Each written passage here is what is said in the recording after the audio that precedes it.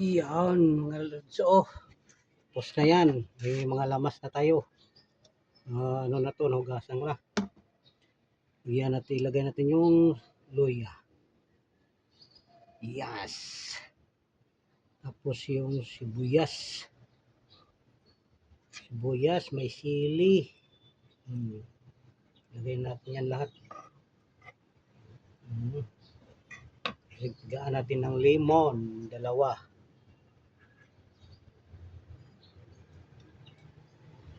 Okay.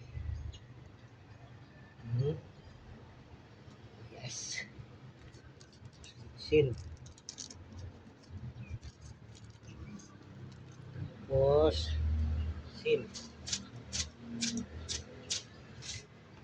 Tapos suka. Yan. Okay kayo.